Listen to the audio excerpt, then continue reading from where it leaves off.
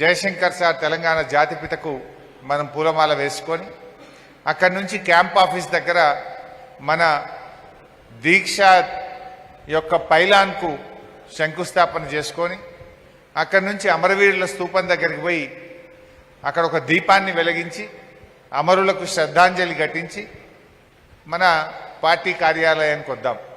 ఇక్కడ తెలంగాణ తల్లికి పూలమాల వేసి మనం దీక్షా దివస్ తెలంగాణ తల్లికి పూలమాల వేసుకొని ఉద్యమానికి సంబంధించిన ఫోటోగ్రాఫ్స్ ఒక ఫోటో ప్రదర్శన కూడా పెడదాం, ఆర్ట్ గ్యాలరీ.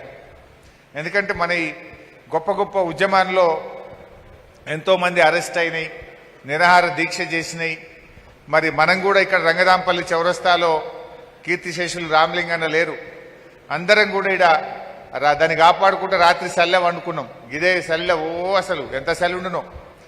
ఆ రాత్రి వచ్చి పోలీసు వాళ్ళు ఏడగూడ కొడతారో అని అప్పుడు లడ్డానో గిడ్డానో పోలీస్ ఆఫీసర్ వచ్చిండే.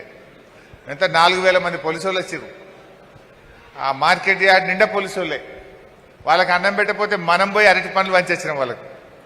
పోలీసు వాళ్ళు అన్నం పెట్టలేరని వాళ్ళు స్ట్రైక్ చేస్తారు.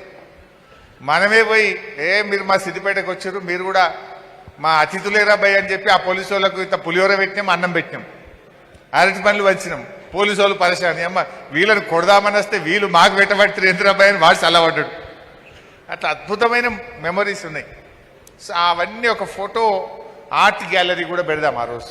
పాత జ్ఞాపకాలు నెమరేసుకునే విధంగా మన కార్యాలయంలో ఆ రోజు దీక్షా దివస్ సందర్భంగా ఒక ఆర్ట్ ఫోటో ప్రదర్శన కూడా పెట్టుకుందాం.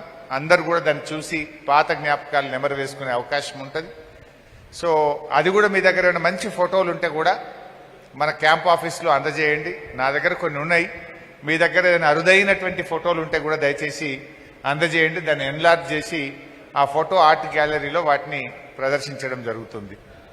అంతేకాకుండా ఆ రోజు అమరుల కుటుంబాలు, మన జిల్లాలో ఉండే అమరవీరుల కుటుంబాలను కూడా పిలుచుకొని సన్మానం చేసుకుందాం. దయచేసి మీ మండలంలో ఎవరన్నా అమరులు ఉంటే వారిని తీసుకొచ్చే బాధ్యత మీదే.